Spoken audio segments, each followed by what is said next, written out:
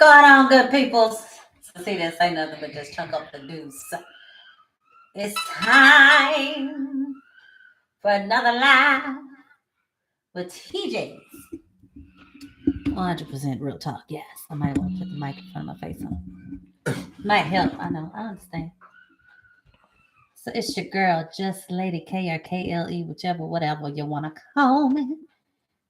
As long as you don't call me out my name. What's going on, everybody? I'm sorry, I'm quiet today. I'm over here getting my stuff on. I'm trying to get. My wife had told me something about the lighting, y'all. So I'm trying to see how I can get this going right.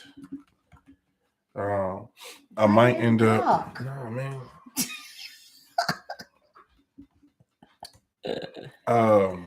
Honestly, eventually, y'all, what I really want to start doing is I want to get a better background. And I want to stop using my laptop camera because that's the real reason why it kind of looks like this. Because again, I'm using my laptop camera, so it might end up changing pretty soon. Because I'm trying to get this. I'm trying to either get a camera or either something where I can have a better shot and I can get a further. I can get a further view, and then we can put some stuff in the background. So yeah, we're gonna get with it real soon.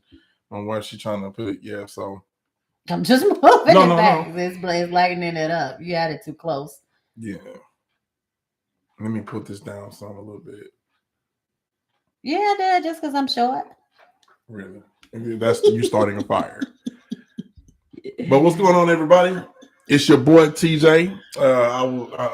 It's your boy TJ and KLE. You already know we back at it again at TJ's 100% Real Talk. I just came from outside. I was helping my mom with the gardening, and it looks nice. We actually have some broccoli growing. We have some watermelon, and we have some. The watermelon is it's not there yet, but the plant is there. But the watermelon hasn't started growing yet. We also have. What we have? Peppers, and we ate some of the peppers. The peppers are nice, man. Yes, they fresh. I just ate a strawberry off the strawberry plant, fresh strawberry off that plant, and I'm telling y'all, man, it ain't nothing like it. Like you can go to the store and get that, but man, right off the plant, it's something different. It has a freshness to it. It's really good, and I know God put that in my heart to actually start my gardening and everything, but you already know, I'm dealing with the hernia and everything, but it's not gonna hold me back because I already believe that God is healing from this and from the hernia, healing in the kidneys and healing in everything. So we are is blessed. Hello, those who are tuning in on Facebook. How y'all doing? What's going on, good people? What's going on, everybody? If y'all see me looking down, I'm looking at the YouTube. If you have not subscribed on the YouTube channel at TJ's 100% Real Talk, please go and subscribe. That would help us out a lot more with this podcast that I've started. It would be such a blessing to go and support that way. You got to click like, subscribe, and share. That would help out a lot. Not too much on YouTube. I do have a YouTube page. A Facebook page. TJ's 100% Real Talk, and I know I'm trying to push a little bit, but I'm not pushing on that so far. But this is the Real Talk. We back at it again and everything. Let me see here 1 second. I'm trying to share here. So y'all already know we getting in it today. And my wife, I always let my wife, kind of let her put her little thing on it, with her business, everything what's going on. So love, if you don't mind, kind of tell them, about what's going on, because Mother's Day is right around the corner. Somebody might need something. Yes. So guys, y'all know I do support my wife 100% as far as in her Final Touch Jewels. And Mother's Day is right around the corner. You might have some birthdays coming up. So dear, if you want to show them something, you got something for your business real quick? Yes. Well, as you guys see, I am a little bit, trying to multitask too. What's going on, Lady D? I am actually, since he mentioned the business, yes, I am actually sending out invoices for orders that I got today while I was at work and yesterday from my live. So I did a pop-up live last night on the Final Touch Jewels Facebook page and Instagram. You can follow us on there, like, subscribe, share, just as he said. Which you just do a duo, do a double combo, 1-2 combination, and hit that TJ's 100% Real Talk on YouTube, and then go on and hit us up on Facebook with the Final Touch Jewels and Instagram. And yeah, we on YouTube too, but I don't have too many videos up on YouTube. But since he mentioned, Mother's Day around the corner, I do have some nice pieces available that are in stock, on hand, ready just for you. Hey, Lady D. Also, look, matter of fact, the orders that I'm putting together that I got today while I was at work, somebody said, hey, Mother's Day coming up, what you got? So I had to pull out the pictures and didn't I show you that? Give me that. And then somebody else said, oh, that one would look good for such. Okay, give me that too. So I mean, listen, it was just like that, so thank God, to God be the glory for that, for those constant customers and connections. So it's all right if it grow. I won't be mad at it if it grows to a little bit more. So listen, you can check us out on Facebook and on Instagram on our lives. Mondays for sure. I'm thinking about my second day. I'm switching it up. I'm playing around with it for a little bit. So you got to have those notifications on. I might pop up on the Tuesday, might pop up on the Thursday. I was doing Saturdays, but I have decided to not do Saturdays unless I just pop up, but I won't have a scheduled live on a Saturday. So you just got to follow us just to know what's going on. You know what I'm saying? So enough for that. Let's go on, jump back on over to this 100% Real Talk topic that we got going on tonight, that we're ready to run on out the gate with. Already, man. So, so we're going to go ahead and run on out here with this. So it was a question was asked. I think this was about almost a month ago. A question was asked. Oh Lord Jesus, I forgot I don't have my phone out, y'all. I'm sorry. But the question was asked about you being saved, single, and you being that's my phone. I'm sorry. But you being saved and single, but then I put on there married too. So I said, what will you do if the streets start calling you and you single and you married, but you say, hey, what's going on, Auntie? Thank you for checking in. That question was asked. And so we finally get it on this episode. And I hope that person do tune in. Oh yeah, that person is here. You know what I'm saying? What's good? So, but yeah, so, so we getting in there today. We're going to get into it today. Of course,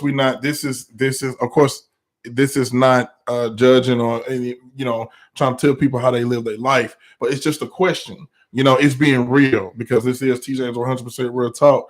So the real question is, what do you do when the streets start calling?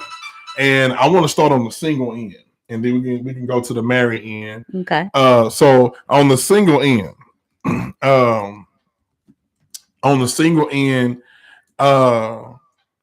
we do have, I would say, how can I say this? It's basically, when you live in the life of Christ, it's easy for those streets to be calling in. And, hold on, y'all. I gotta step away and let my mother-in-law the kids in. You go ahead. Yeah. He locked them out on accident on that back door because they were out in the garden, so he was letting them in. Check the front. I think they came to the front too. Somebody came to the front. He had to step away to go let them in the house. But yes, that is the topic for tonight. That what do you do? How do you handle when you are single and when you are married? You're saved, but you got the streets calling you. Basically, when we say that the streets are calling, meaning that there's temptation, there's things out there that that kind of make you want to act up a little bit, that you want to please your flesh, that you want to have a moment to say you had a feel good moment or whatever. That's what we want to dive in on tonight. And as he said, we'll do it on a single view as well as in the married view. and then starting off on the single view, because we was both single at one point in our lives. And it's a good thing that you got two different point of views on tonight, or two different, excuse me, not point of views, two different experiences on tonight, because um well, I'll let him tell his status, how his status was, but I wasn't no virgin. So I wasn't a virgin, so I'm okay with saying that. Not to say that I'm proud of it or nothing like that. No, but that's just to say, yes, I did have life experiences. Yes, I did dibble and dabble in stuff that I probably shouldn't have. Did I go to the extreme with the drugs? No. They actually didn't even taste it. I didn't even like to see people around me on it. I didn't even like the smell of weed. I don't even like the smell of cigarettes. So that stuff like that didn't tempt me. Um, my whole thing was, are some people, you have your different levels of temptations, whether it is drinking, even if it is occasionally drinking, whether it's smoking, whatever it may be, even if it's sex, whatever it is, everyone has their temptations. Everyone has their things that try to tempt you, those things um, that you have experienced, those things that you have stepped your foot in, and just to see how it was. Sometimes we've all had different things that we had to do, or that not that we had to do, that we experienced. And the other disclaimer: if you hear the child in the background, he up there having a little field day at the TV. He liked to fuss at the TV at Blimpie and basketball games, so he's up there right now fussing. But anyway, back to the topic though. But we all have had different experiences in our lives, and as far as how we handle it, depended on Y'all done your brought my upbringing. family outside. Lord have mercy. Depending on your upbringing, of how you handle it, depending on your relationship with God, because sometimes you can lose yourself in those things. You can lose yourself in the drinking, you can lose yourself in the drugs, you can lose yourself in the sex. And it's not just those three things, there's other things too, that people have to experience, or I mean not have to, excuse me, that people experience, that they choose to experience, or some things that they just get caught up in, as they say, um that you go through. And it's all about, okay, the maturity of it, and then a time when there's growth. Mhm. Because no, I did not drink, no, I did not smoke, just because I personally never liked the smell of smoke, from smokes, weed, whatever, drugs, not I didn't dabble in none of that, because I didn't like the smell, period. And it didn't, I mean, you can say, oh, she churchy. No, I just didn't like the smell. The smell irritated me. um and then seeing, as far as the drinking wasn't anything that I wanted to taste or get into. Well, except for like your daiquiris, your fruity looking drinks, your pretty drinks. Those I was like, oh, if I drink, if I ever tasted a drink, I would drink one of those. But I still never tried them. Um, but I could have, but that was one temptation that I did have to resist, because it was too easy to say, okay, well, I'll just try it this one time, all because of just the way that it looked. It was something that I wanted to try.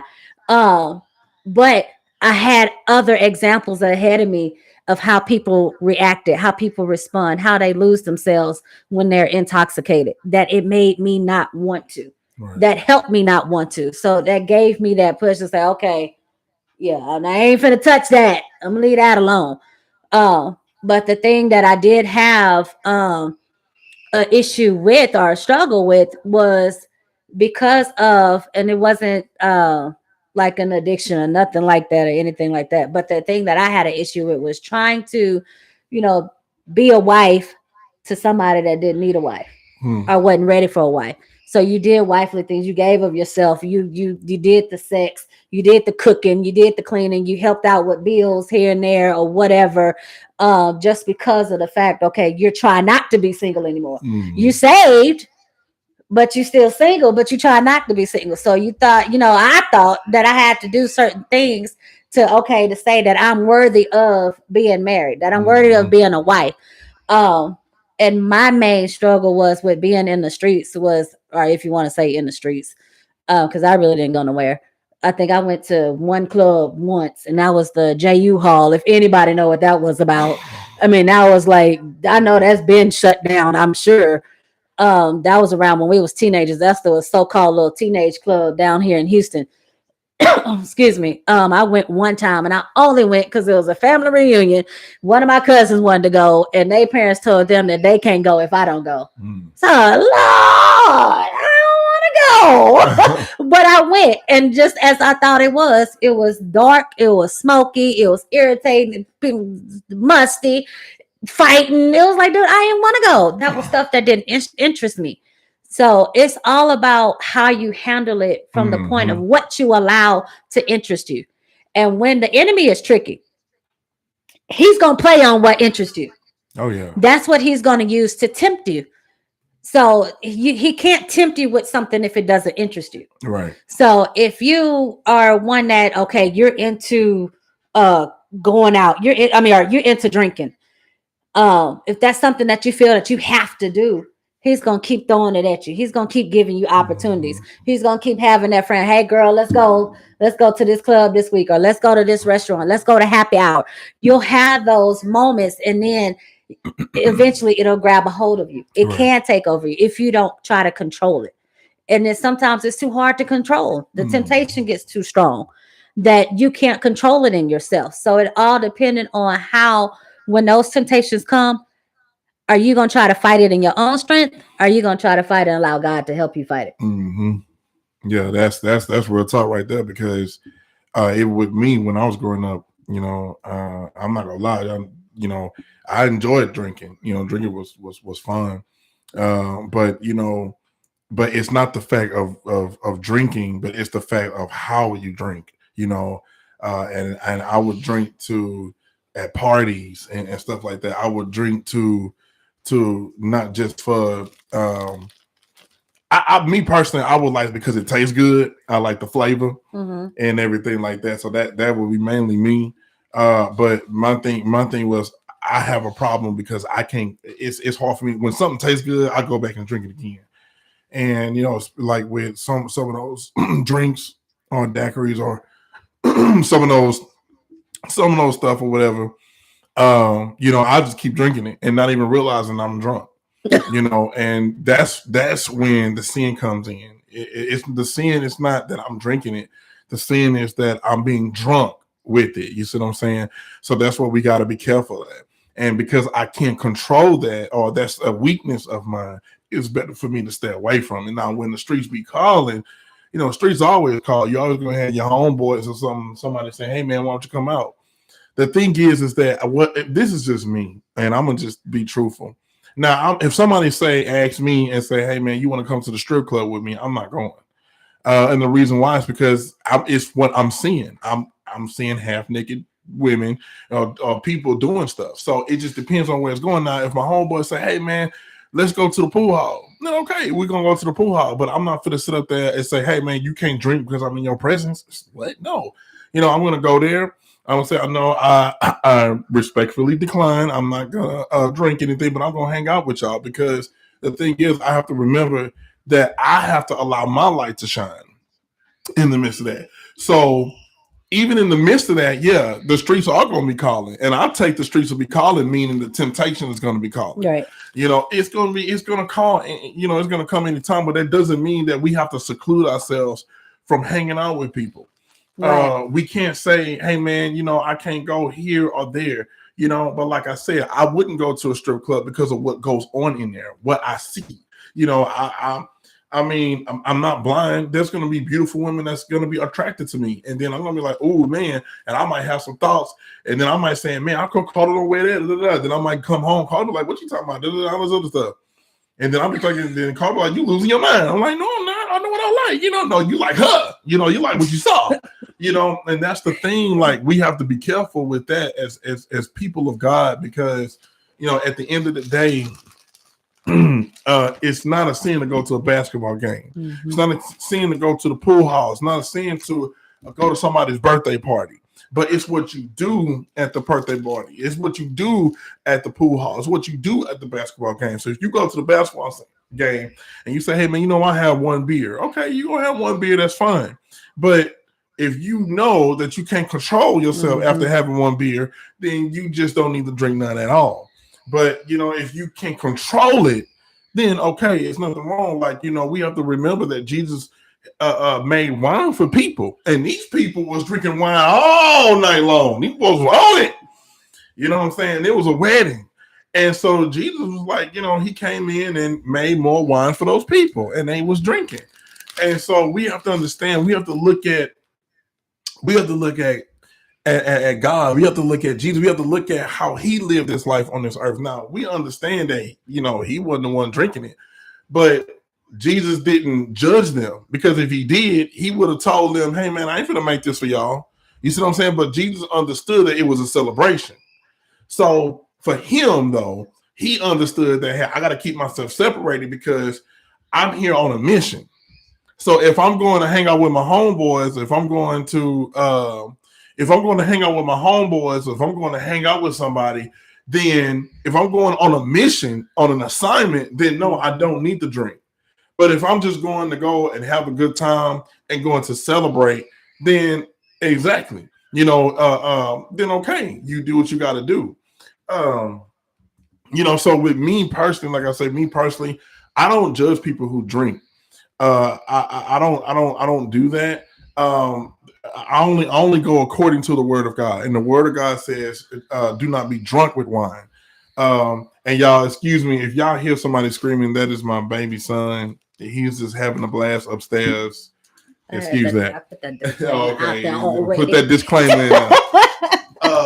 But not only, like I say, just that, but when you go out and have a good time, and when you go out and do things, you have to be careful of. You have to remember, who are you representing? Are you representing Jesus, or are you representing yourself? And don't put yourself in that type of situation that is going to be a struggle for you. Right. That it's a hard temptation, or something that you're trying to get over, or something that you're dealing with. Don't put yourself in that situation, in that predicament, because it's not going to do nothing but give the enemy room to mess with you, to buffet you.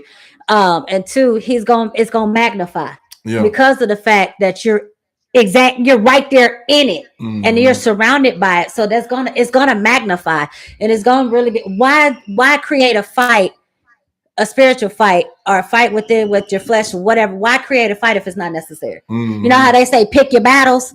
So if you already know that that's something that tempts you, don't do it. Because especially if you're not strong enough yet to resist it, so there's no point.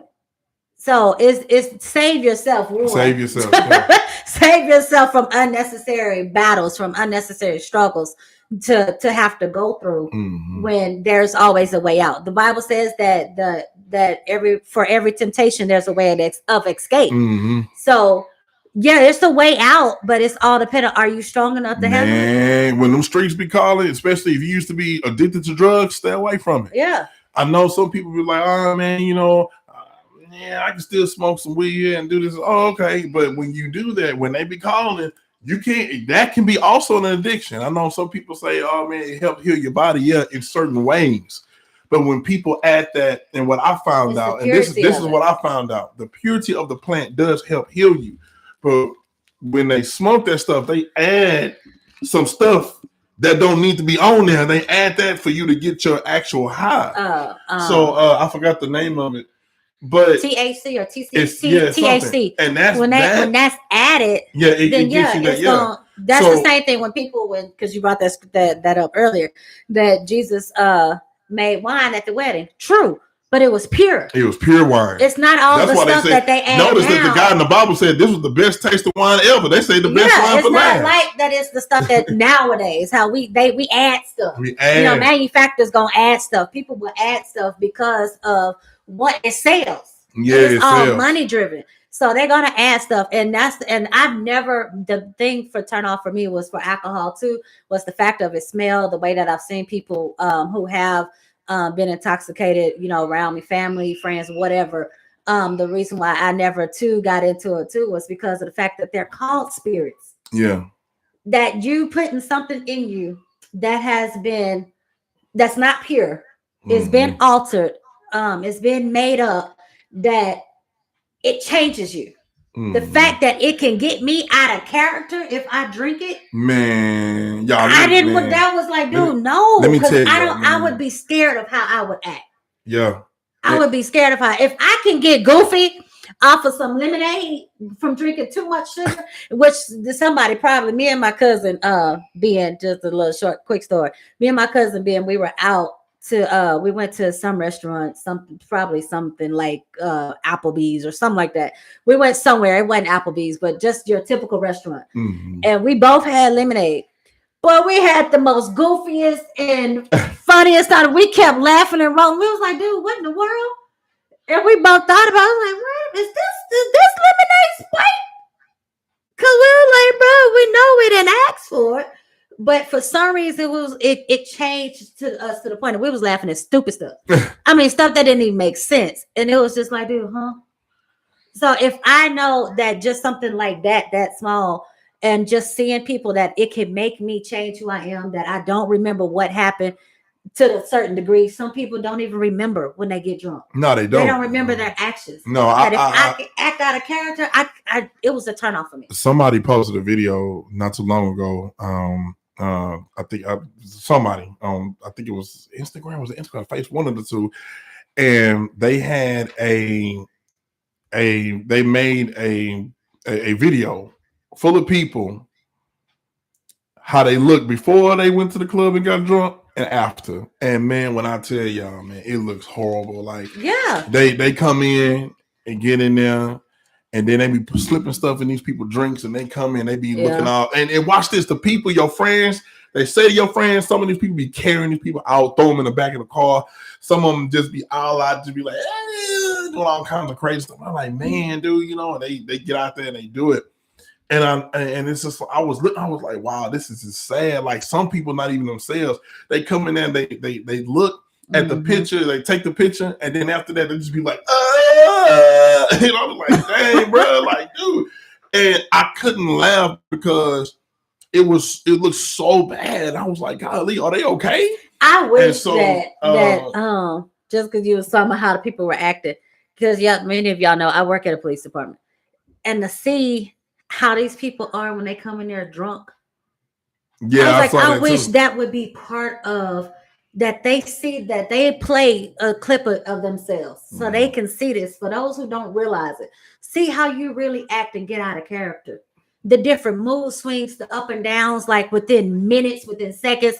1 minute you up here cussing and you fussing and mad, and you ready to fight everybody, and then the next thing you start crying because you know what I'm saying, you don't know how you going now. You haven't moved. So I don't know how. But see, that's the thing. Like just like what we said, some people are not strong enough.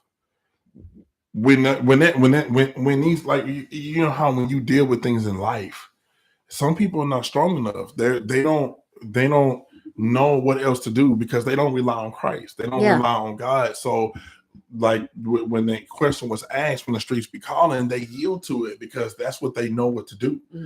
And they know to do that because, in a sense, they don't remember what happened that night, but they lost that control. Yeah.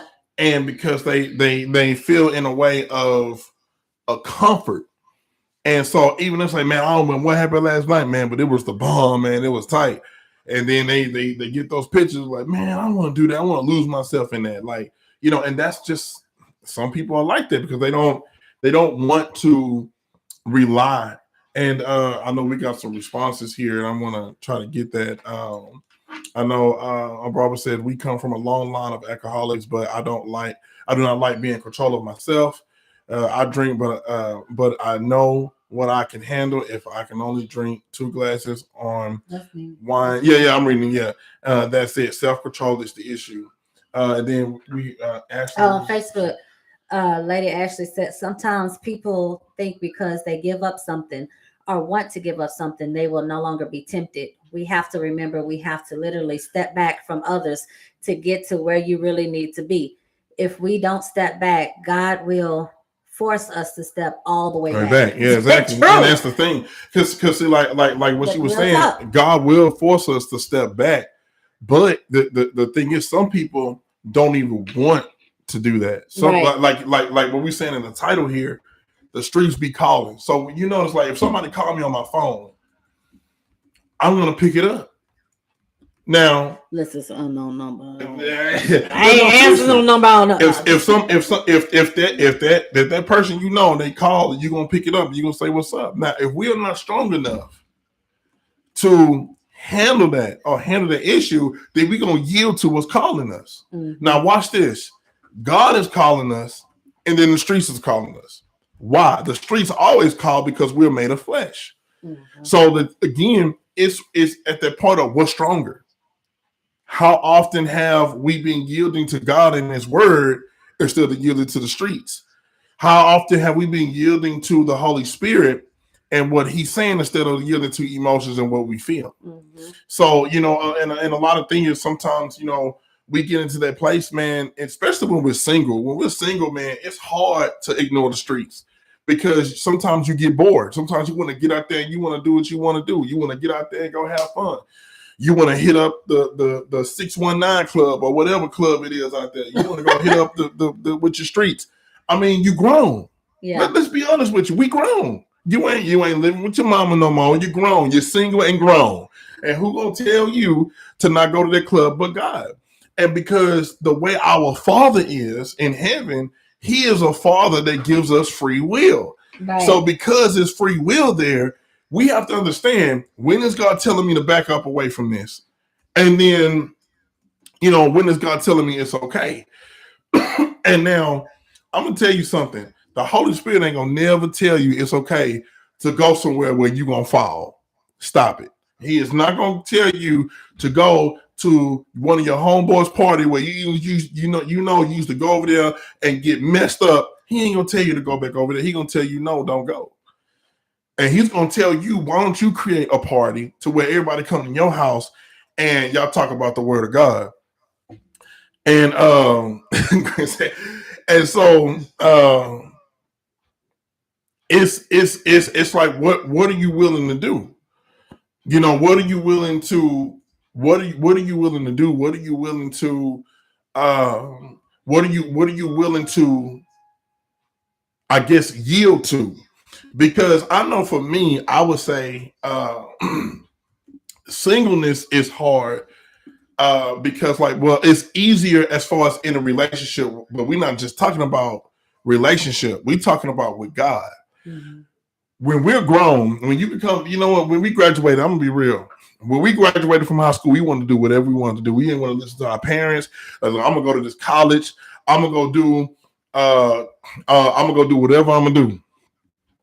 And, you know, I didn't, I wanted to go, see some things. And I believe curiosity is the thing that really kind of like, because my flesh wanted to do some things. And curiosity will lead you down that path. Instead of what God is teaching us, curiosity will do that. And that's just human nature. And so the thing is that, because we become grown, what makes it hard for a single person is not the fact that, oh, I'm doing good or bad. It's the fact that, what does God see? Like, how much time are we spending with God when we're single instead of doing what we're supposed to do? Yeah. How much time are we giving over to the Lord instead of going do what we want to do? How much time are we, because again, when we're single, God requires really basically all of our attention. That's what He wants. He don't want to share nothing. So He's like saying, man, you don't have no wife, you don't have no kids. So I'm going to need you to do what I need you to do. So we have to look at it in a sense of anything can be the streets. Whether it's, hey man, whoever you used to hang out with, whatever you used to do, I'm gonna put it like this. Can I make it like this? Make it plain. Whatever used to distract you from God, that can be called as the streets. Yeah. See, so because we sometimes we try to label things and try to say only this and this and this can separate it, can get me distracted from God. No, it's whatever distracts you from God. Yeah. So that's what we have to be careful about. Now, when we're single, what we have to realize is that God requires us to be servants of God, requires us to serve, requires us to praise him. He wants the praise. God don't want nothing else to get the praise but him. So now in Paul's way of looking at it, Paul is saying, as far as relationship, he's saying, I'd rather be single because I can give all my attention to God, because when I become married, that means I got to give my attention to God and my wife and my kids. I got more responsibility. Paul said that's a lot of work. That's a lot of I don't want to deal with that. Because now I'm responsible for my wife, and now I'm responsible for my kids. Yeah. So that's what Paul is saying. I'd rather just be single and just, let me just do the work of the Lord.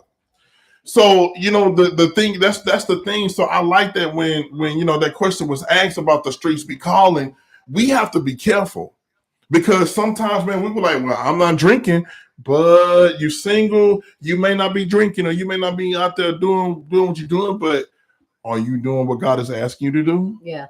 See, that's what we have to be careful at. As a single person, we have the ability to be free. We have look, God can say, hey, I need you to go and help that person. You can say, man, bump that. I ain't finna do that. I'm finna go over here and do what I got to do. I mean, you say that married too, but you can say that, you can say that married too, but at the same time, I can't say I'm not finna take you out of school today ever again. If I'm single, all I got to do is just say, hey, you know what? I'm going to take this vacation. I don't got no kids worried about. I'm going to go do what I got to do. I'm going to go here, there, here, there. That's what makes single being easy. But what if God didn't say take that vacation at this time? You see what I'm saying? It's all about yielding to God. So to me, it's like being single when those streets be calling. Let's say that long time ago, you had experience when you graduated from high school, you went somewhere and you experienced this awesome party that you experienced. Now you still single, but you're 28 years old. You didn't met Jesus. Now you're deeper in the Lord, and now you this. And then all of a sudden they hey bro, remember that thing we went to? But they having that party again, man. Bro, it's time to turn up, man. But now you're single. You single, you don't have nobody, but now you have a chance to just turn up. But then it's like, nah, man, I need to make the decision. Nah, I need to go ahead and do what I got to do and for the Lord, do what I need to do for my life and do what I need. Or you can say, you know what? I'm finna go. I'm finna turn up. Right, you only live once. Yeah, you only live once. YOLO, you only live once. I'm finna turn up because I know what I did back at that party. I was 18, boy. I was all on the honeys. I was everywhere. It's all right, every once in a while. Now watch this. Yeah. The blessing thing is that even though we will make that decision, thank God for God's mercy that He'll forgive us for making that decision. His grace, and we can heal from that. But the thing is that, like I say, it's ways that you can go have fun without losing your soul. Right. And the world makes it seem like, oh man, it's okay to do that. No, man, it's ways you can have fun without losing yourself into the world. It's ways you can do that. It's ways you can do that without giving yourself over for the devil to have control. Right. And that's what we have to understand. So like I say, and even to my brothers, I wish I had my boy Melvin on here, but he unfortunately he's not. Yeah, exactly, absolutely right. I'm too old for all that, Diddy. It says, real talk, you must set boundaries in order to live. Now you will make mistakes. Just learn from them. That's right. And then it says, Yanita's life journey says it's not just clubbing, drinking, and drugs that's in these streets. There's jealousy, envy, being messy, judging, and you don't know what that person is going through. Thank God for His grace and mercy. Absolutely. And I will say, and the one thing I know that a lot of people, when we talk about God's grace and mercy, sometimes people use that as an excuse to do these things. Oh yeah. Some people will use that as an excuse to sin. People will use that as an excuse to, oh, well, God gonna forgive me, or I ask for forgiveness in the morning. What? Yeah. Who say you gonna make it till the morning? You know, is why? Because they already planning. They saying they planning. They saying it's like, oh well, guy, who's gonna give me his grace and mercy? They planning. They saying or they'll ask for forgiveness before they go. Like that's gonna change the fact that you still can do what you can do. So you know it's wrong. Yeah. The Holy Spirit had already told you. You know it's right. It wasn't a mystery. It wasn't like you had to have, you know, this whole prayer meeting for you to realize that it was wrong. He told you. And then you're gonna say, "Well, he'll forgive me." You know, what? You can't take advantage of God's grace and mercy. You can't pimp God. You can't just think you can just do whatever you want to do. Nah. And you call yourself saved. So if you're gonna do whatever you want to do, then you're not saved. Right. A sin is a sin. It's absolutely. No matter what it is, right? No matter what it is. No matter how big it is, no matter how small it is, a sin is a sin. And I know mostly in Houston, I know people go out clubbing. That's what they do. They go to clubs. They go to bars, go drink, go do stuff. And like I tell people, hey, your life is your life. But when people don't understand when we're saved and we come to Christ, and we have to understand, we have to give our hearts over to Jesus. When we go to these things or go to these places or go to these old school parties or go to that's stuff that we love to do, right? There's a love in the flesh for that. So Jesus is saying, what you love, I want you to give all that to me, and I want you to love me. Everything that's in your heart that is not of me, I want you to let me deal with that, and I want you to just love me because I have everything that you need. And some people are not ready for that. Some people are like, Jesus don't have everything I need. I mean, I want to be saved because I don't want to go to hell, but Jesus don't got everything what I need. Jesus don't make me feel good. I still need my drink. I still need my liquor. I still need my tip time. You know what I'm saying? I still need my false party imagination. Time. That's another trick of the enemy. But that's the thing. And with some people, and which I understand where they're coming from. Yeah. And Jesus do too. I understand where they're coming from because when you don't have that connection with Christ, you try to connect with something else. But it doesn't mean it's right for you to connect to. When the streets pull you in, it's hard to get out because it makes the flesh feels good. And when that flesh feel good, you know, it's hard for there's some guys right now, and even our pastor even knows that some guys, man, they'll say, hey, man, I need help, but that street will be calling. And say, hey, man, you know, I want to get out here and hang out with these boys because I know that what I'm going to do out there is going to make me feel good. But with Jesus, I have an idea. I see what's going on in church. I see what's going on in this. I have an idea. But dealing with Jesus means that I got to look at myself in the mirror, and some people are not ready for that. You see what I'm saying? So when we out there, when some people are out there in the streets, or when some people doing that, sometimes people are not ready to face those demons. And so what they do is they don't realize they run back to them. And they run back to it, and they don't realize that they stuck in that trap. But I think they run back to it because they realize they don't have to fight. Yeah, so once you're in it and you gave over to it, okay, the enemy done left you alone. He got you where he needs you to be. So he's not fighting you anymore. He's not fighting. The fight come in is when you try not to do it. Right. The self-control, that all comes in when you're trying to stay away from it. That's when that's when there's a fight. Mm-hmm. But you got to remember that you can have victory. You have victory if you fight with God. You trying to fight in your own strength, then it's going to be hard. Mm-hmm. It's going to be super hard. But just remember that that's a way to look at it as to see is that when you're in it, then the enemy ain't messing with you. Right. Because you're already in it. He know you good. You ain't going nowhere. But when you're trying to fight it, then it's going to be a fight. But the fight will be worth it. Right. The fight will be worth it in the end. And that's what people don't understand. It's like, you know, you can't it's two sides to it. And if y'all can bear with me, who watching on Facebook and YouTube, bear with me. It's two sides to this thing. One side is sometimes Christians don't understand. We judge too quickly. Yeah, that too. The other side is that they also judge the word of God too quickly and don't understand it, so they run back to what they were addicted to. So let's stick with the first side, the people of God. When you are dealing with somebody that's dealing with the streets, it is not an immediate turnaround because they came to church that Sunday. Exactly. It is a process. It's a process. You ever heard how the 76ers, the basketball team, they said, oh, we got this process going on. And, you know, they had Joel Embiid. They drafted all those young kids and stuff. They was going through so much. People weren't playing basketball. They had people sitting on. They went through so much drama. But now they finally in the playoffs, and I think it ain't over yet because they picked up James Harden. So, you know. But what I'm saying is that with people, us as people of God, we not only have to have patience, but we have to make sure that we understand that it is a deliverance is a process. Mm-hmm. And so we have to continue to bring them in, whether if it's a call, a prayer, inviting a Zoom Bible study, whatever it is, we have to continue to reel them in off the streets.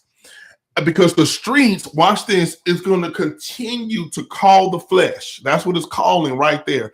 It's calling that, and it's going to be easy for them to go because why? It's bad for them, but that bad is a comfort. So now, us as Christians, we have to have them to understand that Jesus is a better comfort than what that is comforting them in the streets. So from that point on, sometimes we get so aggravated and frustrated with people because we don't want to take the time. That's on the Christian side, okay? We don't want to take the time to deal with. Oh, he come with this. Oh, he come with these issues. Hey, too quick to push people off. Come in. If he coming into the church smelling like weed, okay, we're gonna pray for this brother. He coming in with his eyes red, okay, at least he coming in the house of God. Let the word of God convict him. You don't do that. Let the word of God do it. That's why I always tell people, if you are feeling some type of way because the person is speaking or teaching or something is in your heart and you feeling some type of way, it's not the fact that somebody's judging you, just being convicted. Mm-hmm. Conviction means that God is trying to get in your heart and you're trying to block it, but he's just trying to, So now on the other hand, with those who keep running back to the street and then want to turn around and judge the church, that's on you. Because at the same time, when people are trying to help you, you can't go and say, judge it's the church fault because ain't nobody coming. No, you grown. You still grown. Making those decisions. You still making those decisions. So what you got to understand is when so-and-so gave you $20 or gave you $100 to go and do what you were supposed to do and told you what you need to do with it, but instead you spent it on drugs and stuff, that was your decision. So we have to understand, are you ready to change? Are you ready to grab to what is self-control? Are you ready to grab to what Christ has for you? Or do you want to be one of those who want to point the finger at everybody else and don't ever want to look at yourself? So that's 100% real talk. So basically when the street's going to be calling, are you going to say, nah, bunk that. I'm going to change. And watch this. When you change, the streets become your testimony. So that's what we have to understand. Like right there, dude, it's like a lot of people. That's why I say, we have to understand. In the streets, it's the streets. Even though it has a lot of negativity there, but there you can witness out there on the streets and get out there and do the word of God. But the thing is that you don't have to let it take over you. We don't have to let it take over you and everything. You want to add something on that? Because I know I know we got people watching on Facebook. No, you're good. But that's good. That's truth, and that's real talk. Is that it works on both ways. That it takes both sides to understand. It takes both sides to learn. It takes both sides to try. Mm-hmm. It takes both sides to put an effort. And even the person who's trying to change got to remember that it's a process too. Right. They can't think that it's the overnight thing, or they think that because they had one, that they had one, feel good moment. They went to, prayer meeting and they had a revival and they got, they went into prayer and then thought that was it. No, it's And a you went to the constant, man. altar, you confessed and you cried out, you laid out, you rolled and shouted and all that. And then you can't think that's just it. Trust the enemy is gonna mess with you even the more. Yeah. Because of the fact that you decided to go up there, because of the fact you went to the altar, because of the fact you prayed, because of the fact it's getting in you that you want to change, that he's gonna buffet you, he's gonna mess with you even more, and he's gonna try to come at you harder just to prove to you all that rolling and crying and starting and praying you did that ain't work. And he's gonna do that. He's gonna throw that at you. So it's a process, as you say, it's a process on both ends, and it takes understanding, it takes wisdom, and it takes the knowledge of God for both sides to be able to help each other. Now, of course, you can't help somebody that don't want to be helped. Nah, you can't do that. That's why, as he said, you can't the person who's going through, you can't blame the church if they don't want the help out there. If they don't want the help, pray for them, and let God deal with them. Yeah. If they don't want the help, don't get into an argument. Because watch this. If you get into an argument, that's also the streets calling. I'm going to tell y'all right now. The streets, like Nene said earlier, it ain't just about, the streets is about these hands too. Listen. Look, the streets is about these hands too. Y'all know that's all that came out to my try Jesus. Yeah, that's the streets. Try Jesus and don't. See, you're being messy, you're starting stuff. That's the streets right there. Streets trying to serve notice and things. You have some people talking at you crazy. I think it was my cousin Walter had asked that man, like, how do you stay saved? And when you have somebody make you mad, you just want to give them a slap. I mean, sometimes you just want to do that. That's the streets calling too. When you want to get mad, you can't be trying to go around laying hands. Don't be laying unholy hands. No, I'm gonna be serious, y'all. Sometimes, man, the streets do be calling in those certain ways.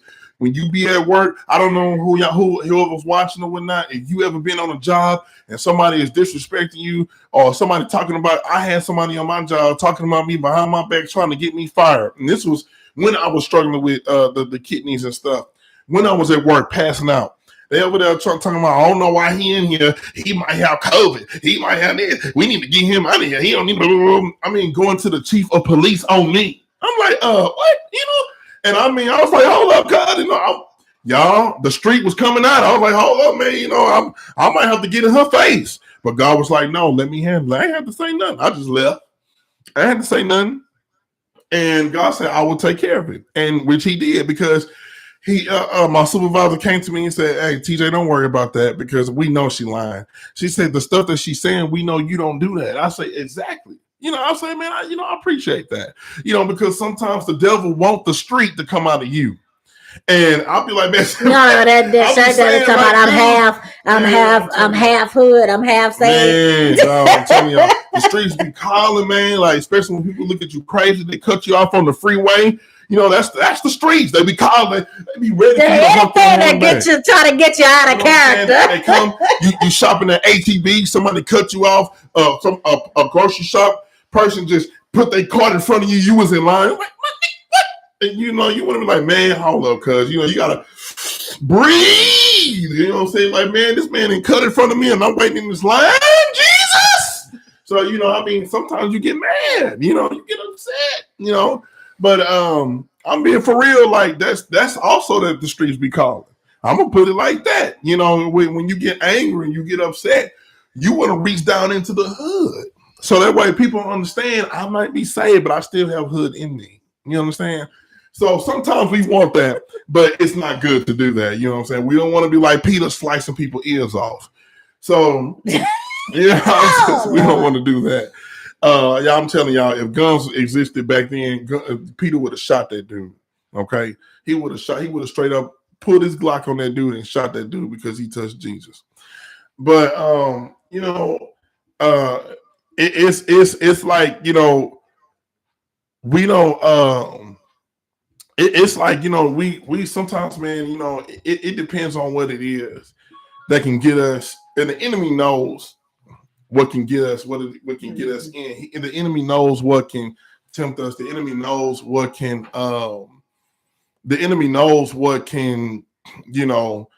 mess with us. He knows, because none of us are perfect. So what we have to do is, when something is calling that gets us twisted up or messed up, we really, in the midst of that, it becomes a war, and we got to go to God. It becomes a war because the devil wants us to fail. And He wants us to mess up. He wants us to slip up. So we have to constantly fight every day and get our minds right. And I will never admit and say that I wouldn't have a problem with the streets calling. The streets call all the time. You know, you might run into somebody that you used to talk to a long time ago or something that, oh, okay, how you doing? No, okay, well, mind your business. Some dudes. But, you know, I'm just saying. But, and that's matter of fact, going into the second segment, marriage.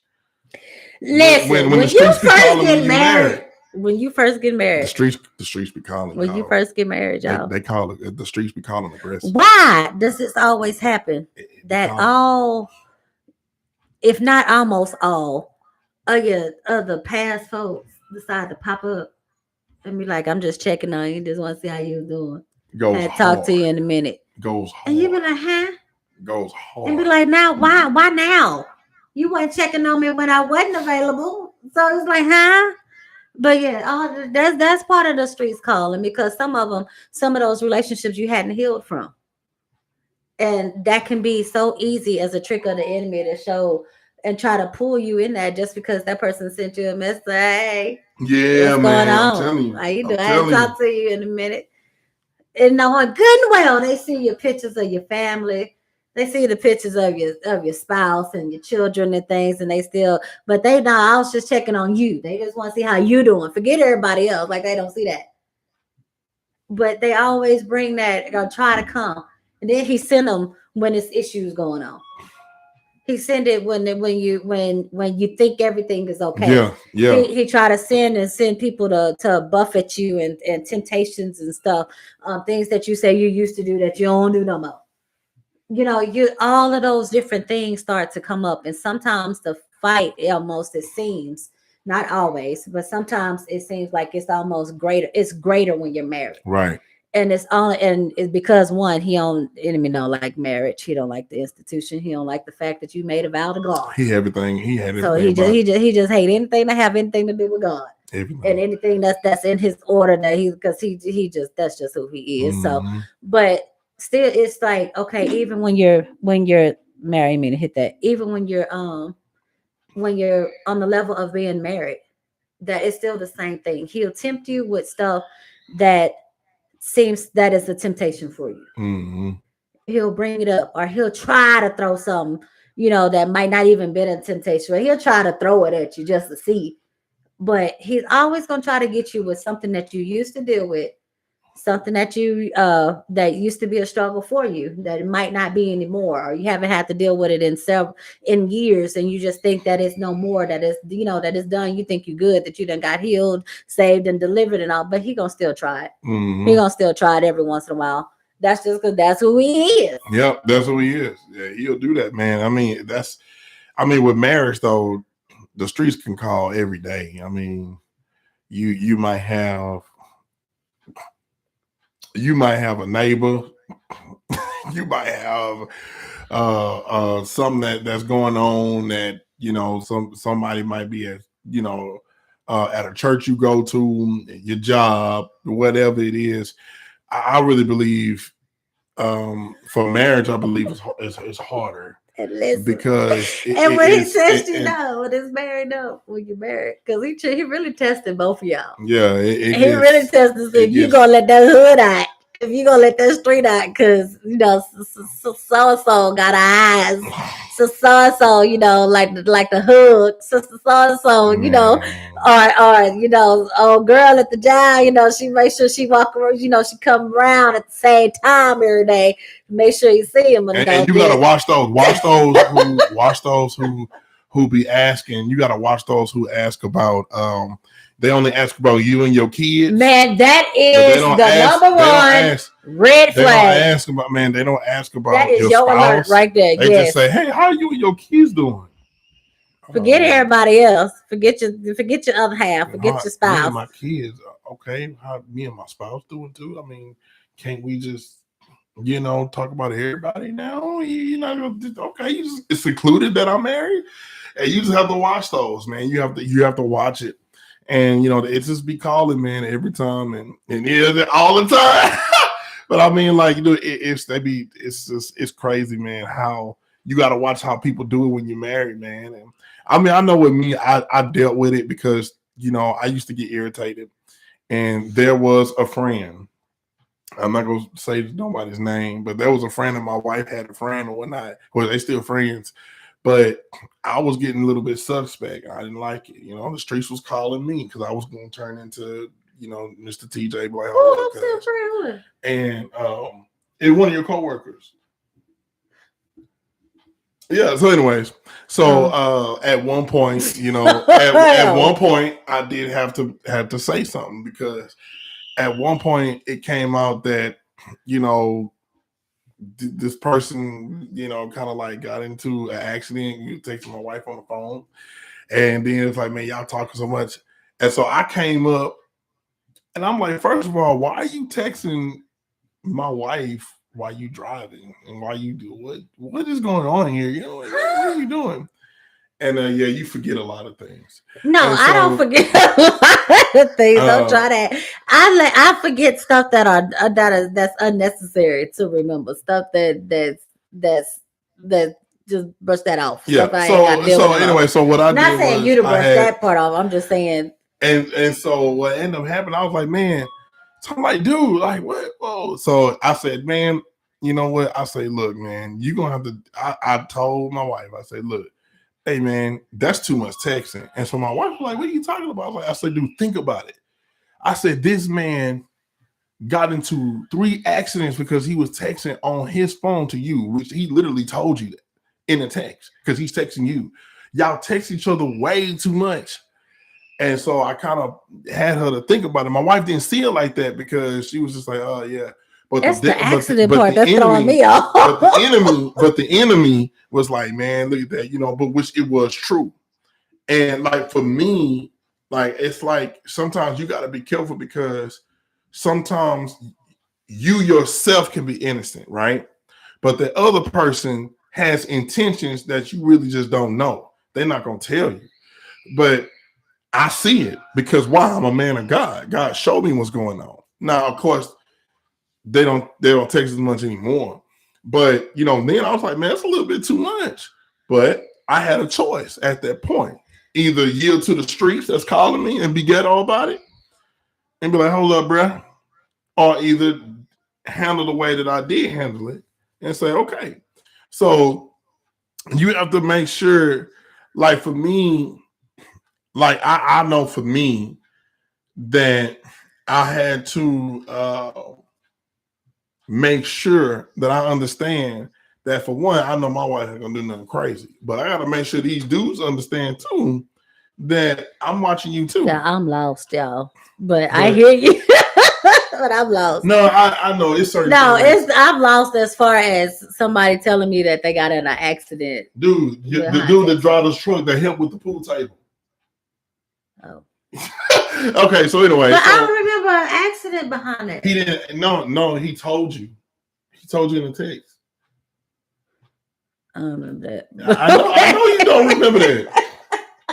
I know you don't remember that because, like I said, it's not the fact. Like I said, it was something that attacked me. It wasn't attacking you. So at the same time, we have to remember that. We have to remember that God show us things because, like with me. Sometimes, like my friend Brandon at work, sometimes he would see, like I'm just talking to people about God, and I talk to people. But my friend Brandon, you know, he'll tell me stuff. He'll be like, "Hey, TJ, man, you need to watch her because she like you, dog. You need to watch her, man." I'm like, man, I don't even see that like that. Like, no, for real, bro.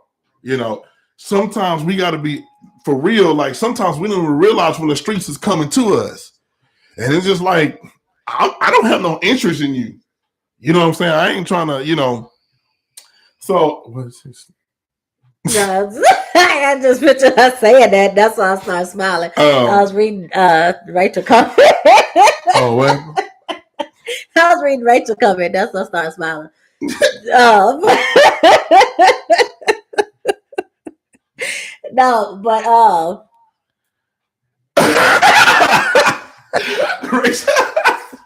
no, but that's real talk. That happens, and that's the streets calling. See that? that's a perfect example of Rachel just put on there. That's the streets. Like they be calling, and the streets are calling. You know what I'm saying? But it happens.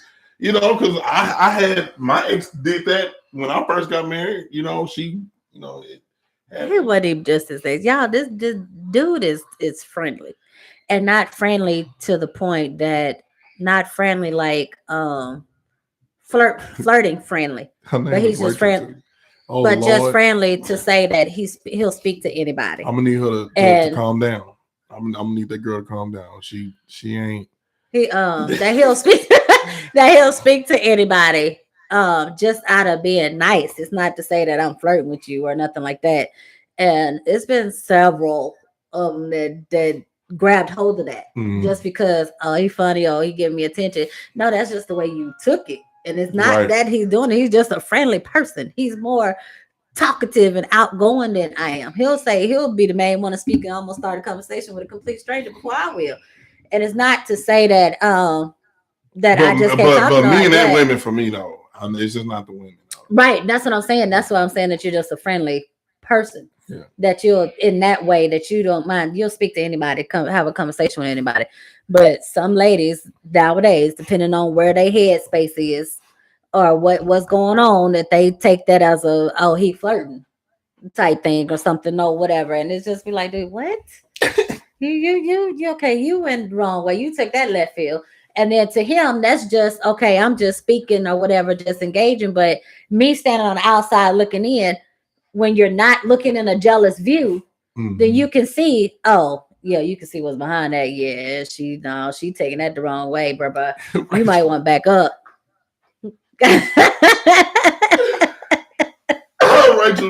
Rachel, don't yield to the streets, Rachel. Don't yield to the streets. Don't do it. Don't do it, Rachel. But I'm sure Greg already handled that. I'm sure it's handled right. Don't yield to the streets, Rachel. And then that's the thing too, is that don't automatically because I did, Rachel. I've yielded to the streets, and it wasn't a pretty picture. I think who was that? It was I forgot his name, but that dude, I did not like that guy at all, dude. I was such that guy, man, dude. What's his? I don't him. Man, what's that? I don't even see. That's I don't even care about him. That's how I don't even know his name, bro. Dimitri, yeah, that dude, that guy. That I had no respect for that cat, man. And that the streets called me on that one. Man, dude, I wanted to. Anyways, I don't want to go back because that's bringing back fleshly stuff, man, that I wanted to do. So, but yeah, I thank God that He did deliver. And mind y'all, all this stuff is like years ago. Yeah. Years ago. And it's growth. But that go to show the growth, and that go to show the things that you do have to deal with, the stuff that you have to face. No, just because you married doesn't mean that it stops. Doesn't mean that the streets stop. I'm not gonna lie though, but I don't watch my wife anymore like I used to a long time ago. Oh my God, I don't watch my wife, but I do be watching dudes because I'm sorry, y'all, but men just don't respect marriage nowadays. But that's both ways. That's females too. Some females don't. I don't know, babe. Nah, bruh. No, both. That go both ways. That can be dudes or dudes and females don't. That ain't got nothing to do with it being more one sided than the other. No, that's dumb. If you could come across the right one, then one of them gonna care. I promise you, they are not gonna care at all. Because them straight gonna. Them dudes, look. Them dudes be in them suits and stuff. See, look. She said women crazy today. Oh man, that's what I'm trying to tell you. Dudes be in them suits and stuff. Be at the church house. You know what I'm saying? I have to sit close to my wife like this. Oh my God, y'all! Oh Lord, wait. Let me tell y'all what he used to do, Jesus. And he don't do it as much now. But let somebody walk in, no matter where we're at, or let somebody speak or something, no matter where we are, and he think that it's a chance that they like that they see something that they like if they looking at me. He gonna make sure that they know that I'm with that we together. I mean, So he like he'll introduce himself first or something. Then he be like, yeah, this is my wife, So say, oh yeah, my wife. He gonna make sure that he throw wife out there at least 5, 10 times. that you know why? Because she don't see what I see. No, see, but sometimes back then, early on, no, see, early on, it was a whole lot more than just not. What I see, what I see is these Negroes looking at her breasts. What I see is them looking at her thighs. What I see is them checking her out. And now, some of that be false imagination. Nobody be checking me out. No, that do not be false imagination. My wife know how to wear these dresses. My wife know how to wear these shirts, fam. I know how fine my wife is. But come on, man, I'm looking right at y'all. First of all, see, I don't got no brothers on here. See, no, I'm seeing. You had some of them, they jumped off. Fam, no, how about that, man? No, see, we talking about realness right now because I be seeing y'all. You know what I'm saying? I don't blame y'all. I know my wife fine. But hold on, cuz you're not finna sit up here and think you're finna be geeky and Google and gaga, and I'm not finna be over there saying, what's your name, my brother? You know, I'm not finna do that. That's not, no. Now, I'm not finna disrespect you. Oh, God. I understand. I mean, some of these dudes, they be laughing and smiling, you know how you got they call it the innocent flirt. Like, no, man, I see you, bro. In church service, my wife be up there singing. Oh, yeah, you can sing. Yeah, you're not only looking at her because she's singing, because you know she look fine in that dress. First of all, I am not. Come on, dog. Yes, man, I can hold a tune when I'm really singing. Half the time I'll be playing as far as whenever y'all hear me do stuff on lives and stuff or whatever. But when I really do have to sing, yeah, I can sing, but I ain't no one hit one. I ain't one that do all them rips and runs and stuff. I just hold my notes. They paying attention to your thigh. But they ain't listening to the voice, whatever. But that's why Man, look, hey, I'm telling you, now all dudes don't do that, okay? I know which ones who do and who don't. That's why I don't. And she can tell, but it's some you can tell they come in, they be there, and they go in there with their little slide self, and then they be looking. Hey, thank you, Nene. You got to realize that sometimes everybody's not flirting. Hold on, wait a minute. See, y'all not listening to me. I said some, because some they laugh, and I know which ones, but the ones that be looking up and down and check the body. You do a little stand while she walking away. Oh, nigga, I'm watching you. I see you. It's okay. If you're going to do that, I see you. It's okay. But just know that's mine. And I just try to help people understand. That's why I say, like, sometimes, and I'm just being truthful. This is real talk. And I'm being truthful. I ain't going to sit here and lie. You know, you got to understand, my wife knows how to dress. And when she dressed, she's fly. And I know when dudes come and come in the sanctuary or whatever, and I'm not just talking about younger dudes, I'm talking about old men too. You know, sometimes I'll be like, dang, bro, sometimes I laugh it off. I'm like, oh man, you crazy. But dude, I'm serious. Y'all, I promise you, I do not. And watch this. What? I'm not innocent neither. Because Carla have her looks. And certain people, when we go to certain places, and you know, if we go to a service or a church, something like that, and there's a female out there, Carla can tell the different ones. She can tell who's friendly, and she can tell who's not friendly. She can tell who's doing too much, and if they doing too much, Carla give them a look. Like they gonna die. Well, just trust and believe. When I know that I know. Oh, trust the radars are on. I might not say nothing. I'm just waiting until that one time you decide to slip and then you can go just go a little bit further before you but just to see if you know go just a little bit further, then we might have an issue. But I'm just trust. I'm wise. I pay attention. No, but all of that, you know, you got to make sure that they know that you with me and all of it. I don't do all that because I'm secure in mine, so I don't have to do all that. To me, that's not necessary. Me, I do that on purpose. I know you do it on purpose. I don't have to do all that. I do that on purpose to irritate them. And be like, okay, bro, you know, I just do it on purpose. Then I walk away. I smoothly walk away and go talk about basketball. But I'm just saying, that's what I do. That's just what I do. But honestly, that keeps me from being hood, and that keeps negative thoughts out of my mind. Because if I don't go over there, the enemy gonna continue to be like, look at him. But you know, y'all look. The reason why I know it so well, I used to be single. I know how to talk to church women.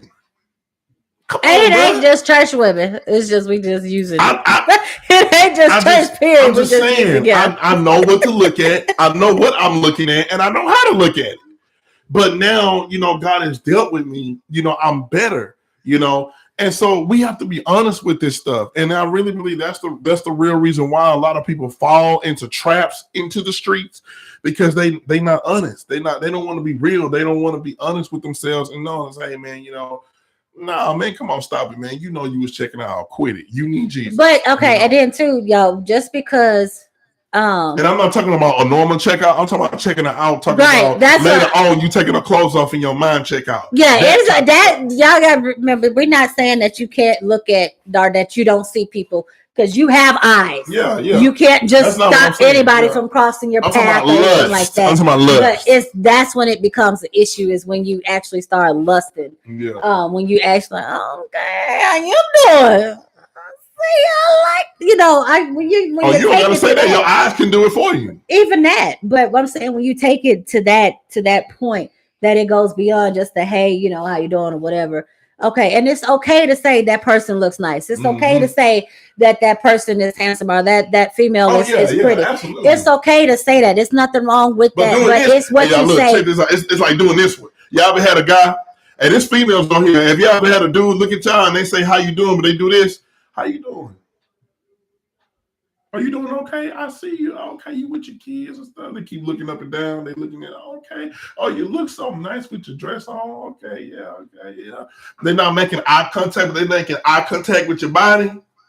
Trust me, they think. So, yes, What's your thing? ew, yes, ew. Like, yeah. What'd you say? Ew. Right there. No, it didn't pop up on mine yet. I was like, what you looking at? I get the advance. She said amen. But yeah, I mean, dude, it's like, they don't have to say exactly right. Exactly. They don't have to say nothing. They eyes say it for them. You can tell it's different looks. Like you can tell men that come up and say, hey man, what's good, man? I ain't seen you since high school. Like, yeah, but then you got those like, hey, what's going on? Hey, what you doing? Okay, all right, yeah. Like they got that little smile, that smile. Yeah, man, you can't, men, we can't hide lust, bro. You can't hide it, bro. Females can't either. It just some can't can either. You say that? Some can't. Some dudes can. Some females can. Some can't. Some can. Some can't. Can say that in the chat? Do y'all think that females can hide when they looking at a dude better than a man? She said, "Don't walk away, run." I mean, what do y'all think? What do y'all think? Wait a minute. Oh, I didn't see that. Hey, bro said dirty old men are bold. Man, they are, bro. Ask me if I'm married. Are you happy? I said I ain't buying what she's selling. Hey man, they all bold, bro. They all bold, man.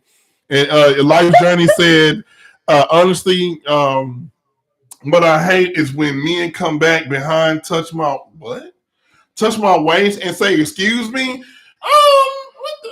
Oh no! See that done stepped into violation. That's violation. That's disrespectful. Yeah. Bro. You try. He really trying to copy Phil at that point. He's trying to get away with one. Nah, nigga, you better watch. I mean, excuse me, YouTube, please don't. But no, you better watch. Man, come on, bro. What are you doing with your life? You trying to touch on the butt, doing all that? Man, that's too much. Yo, yeah, he was. If he did that, that means he was already eyeballing your butt at that point. If he did that and said, "Excuse me," he planned it and executed it. That's what he did. You stay away from that dude. That anybody who do that, need to stay away from him. He disrespectful. But yeah, so I mean, the streets be calling, man. I don't know, but nobody answered. So I'm guessing the dudes can't hide it worse. I don't know, man. I guess females don't. I don't know. I don't get that. I mean, I guess I don't see it. But females don't do that. They don't. They're not as aggressive as men are with coming to trying to get or maintain or don't care. Okay, no. Like, I'm talking about married. Like what? Like I don't know. No, you just don't see it. Help me out. You just don't see it. I'm saying And the reason why you don't see it is because it's not recognizable to you. It's gonna be recognizable to another female because your subtleness or your okay, I don't care. That can still be nice and sweet and being, hey, how you doing? Yeah, that's what you do. it's nice to see you and all this and all. No, I don't do all that. but you be like, hey, dear. Oh, that's not messing with you. I'm just talking to people in general that do. Females have their ways of not caring and still gonna try to slide and shoot they shot without it being so obvious as dudes. Dudes just make it just way too obvious. Oh, Nene say females smile too We much. smile too much. We can be sneaky. We can be sneaky. We can be vindictive. We can just slide on up in there and you wouldn't even know what we was doing until you get caught, until you get got, and we reel you in, and we got you. You can have them. That's how we just know how to work it. Y'all just one track minded. That it's just gonna be all or nothing. Or you just gonna put it on out there that you trying to shoot your shot from the jump. Y'all don't know how to do stuff. But wait a minute, how Smooth. is that even possible though? What you mean? How is that possible? Because I mean, sometimes dudes don't do that though. Sometimes men don't put it out there. Sometimes we just try to be friends. Well, no, I take that back. Some dudes are. No, because when they tell dudes you, are more aggressive. Dudes when are they more tell you, aggressive. okay, when they ask you and you say, I don't know how many Slide times. into the DM. I don't know how many times this has said this. They're like, oh, you married? Oh, yeah, I'm married. I mean, but I can't be your friend though. Why? See, okay, so dudes are more aggressive because females don't do that. That's what I said. They shoot they shot. They gonna keep Yeah. trying to shoot they shot until you just be Because like, bruh. females don't when they find out you married, they mostly be like, "Oh, you married? Oh, okay, so how you doing?" They try to figure out what's going on with your life. Yeah, they But try to figure out if you in a subtle way, in a nice way, in a roundabout way, try to figure out how are you happily married, as they like to say. So basically, They have ways so help me out. of Okay, finding so out information. So what you're saying is women they're not straightforward with it, but they're trying to see what's going on and see how they can get in. So when they do get in, they'll be the first one available if they shot is available. Bam. That's sneaky. That's exactly. not, that's no, what I said. Women know how to be sneaky. We can be sneaky. We can shoot our shots. We can do it. We got multiple ways of being able to do it. So it's a different way of being straightforward. Is what you're trying to say? See, you don't understand because you had a female before. You ain't gonna understand. It's beyond you. That's all. It's beyond the man's mind. No, because I mean, with a man, it's just like, bro, I'm not gonna try. I mean, I'm gonna just like, what's good? And if you with somebody, I'm gonna be your friend, and I'm gonna talk to you and message you in the DM. Why not? Now she don't have to know what I'm talking about, but I'm gonna just become straightforward, like, what's good? Oh, we're gonna be friends when I see you at work. So I guess the man is like, I guess that's what they do. Now, some men are very disrespectful. Some men, they go in and be like, well, you know what? No, because Dude, it just men and women can both. No, because I know a female. I'm not gonna put a name out there, but I know. Yeah, she kind of aggressive, and with the dudes that she had when I was working at U of H or whatever, she would have friends. And we was like, bro, like she even had one of her friends bought her a $600 purse. She said not the mug. One of her friends bought her a $600 purse. And she worked her magic. If she got that, that's all that was. She worked her magic. You got a husband. She worked her magic, and plus he gave her a car. And listen, me and my friend she was like, she had him route. Me and Brandon was like, oh, you need to stop it. Look, and she tried. She took it to see how far she can go with it.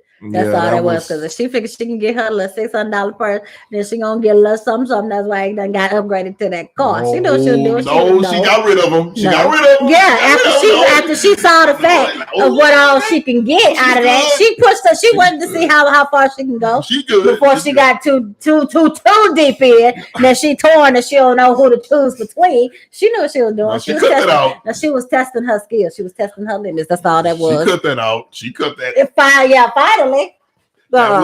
She's good. She's a good woman. She's not doing nothing to her husband. I'm friends with both of them, so I love them both dearly. But I had to be like, dog, don't do my boy like that. But anyways, and it wasn't even more so to just say that she probably was even necessarily just interested in the other person. It was a more so just to see if how far she can get what she wanted to get. That's probably all that was.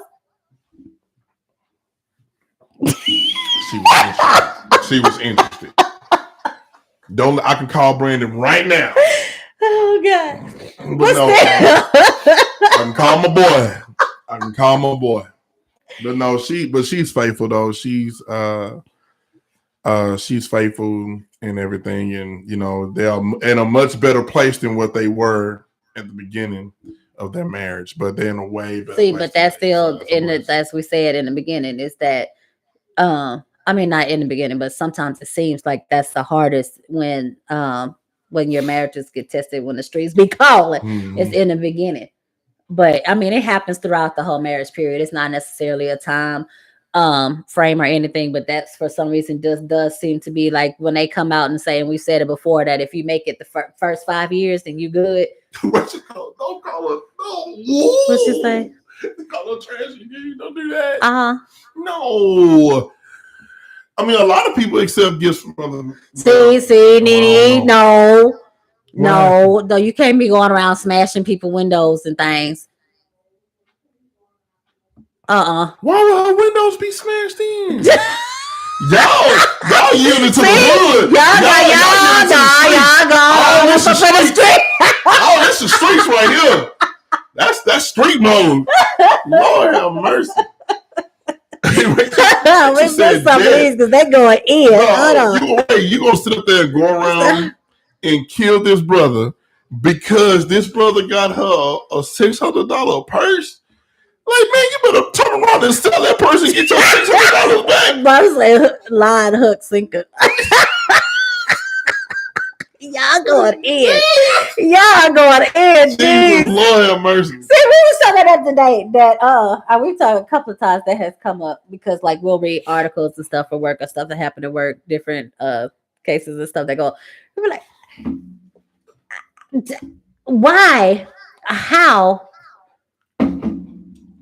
why would you sit there and go that far with it? That somebody would make you get that out of character on the curb.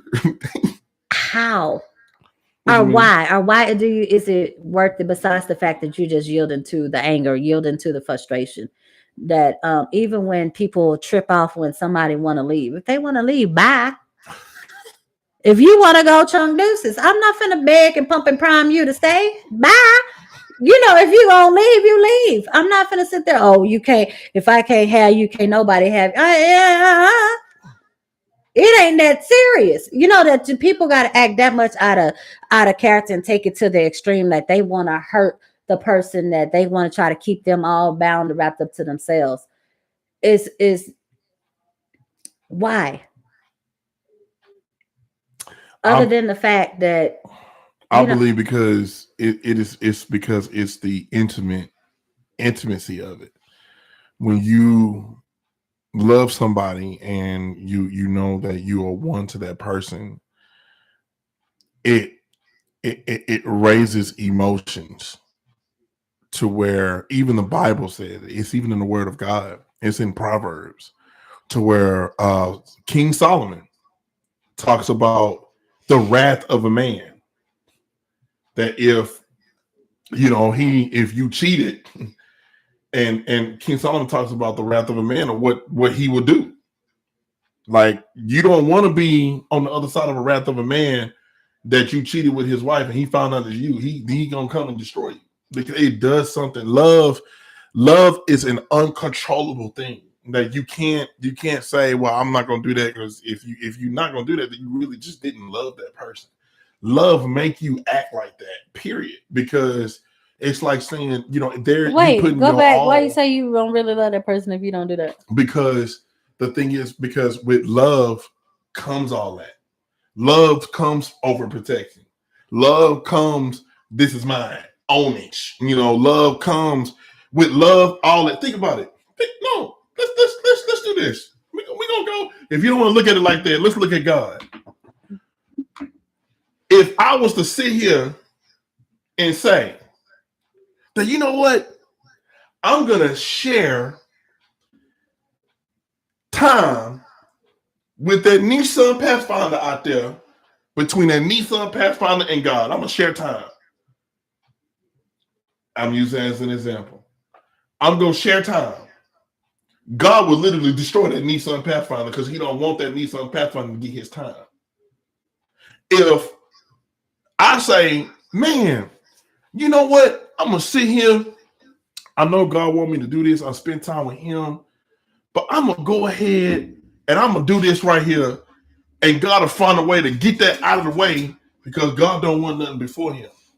And what I'm saying with this is, God is a jealous God, because he loves us so deeply. That's what love is in that. It's in that. So with that being said, it's like God don't want nothing to come before him. So like, look at what everything God in the Bible, if you look at everything that God just did. But okay, so let me make sure I'm clear, because we make sure I'm understanding. So people who respond in the way of acting out, as far as anger, which I get the hurt, I get the pain, and all of that stuff, but to the point that you want to completely either destroy this person, or even to the point of killing them off or whatever, just because they want to leave. That you, like, to the point of, I mean, like extreme stuff that some people do. That, is it really worth it though? And is it really love? Or is it just necessarily the hurt and the pain that's driving you? What did God do? When I want you to really get what love is. What did God do when everybody turned from him in the whole world? Except Noah. He flooded the whole world and killed everybody. Then turned around and created a rainbow and said, I'll never do it again. What I'm trying to get you to see, and I'm looking at it from our Father's perspective, because we get it So from that him. justifies the action. It's not a justify, it's to help you to understand why people do what they do. When you fall in love with somebody, and when you do that, you do things because it's to say, dude, I love you, but you hurt my heart to the core. Right. So it's the hurt that's driving that. It's the hurt that's causing you to do all of those things, to act out, right, to respond in the way that you're responding. That hurt. So it's not, you can't say that that's love that's making you do that. That's not love. Then what is it? It's the hurt. That's just, you just said it. Hurt is a part of love. That's a part of that. Yes. That's making you act up to do all this stuff. It's a part of that, because the thing is, like, when you like I said, you love somebody, right? And you love them. But that person, what that person did was they hurt you. Now you don't have to go off and kill them, but you're gonna react. But I'm saying you have some that do that, or you have some that will continuously, do certain things to try to make the person stay. That they'll do certain things to try to because they love them. Love perseveres, man. That's what I'm saying. If you give up too easy, or if you say, oh man, I ain't gonna let this do, we're just gonna split up and get a divorce, you did not love that person if you don't fight. No, it's the way that you fight. It's a way that you fight. I understand that, the hurt and the pain, yes, that you act out, you get upset. I get that. But to say that that's love that's driving that, that's not love driving that. That's hurt and pain. That's driving that. But the actions. But what is the hurt and the continuous actions of those things? That's what's driving. That ain't love driving that. But where does the hurt and pain come from, baby? from the distrust, from the hurt, from the brokenness, from And the action that the person did. so where But where does the hurt and distrust come from? from that person. Right. So that person was the person they were at the altar when they said, I love you and I love you too. But it's the action of that person. But to say that love is that drives that, I can't I can't I can't to say that I can't I can't.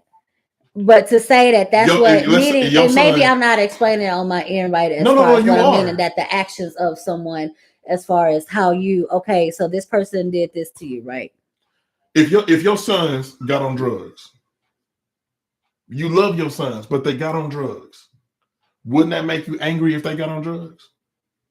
Yeah, but I'm saying your I'm saying your response, your reaction, your And they told you, and your sons came back and told you, and they said, yeah, I hear you, and you talk to them calmly. Now you responded out of anger because now they're not listening.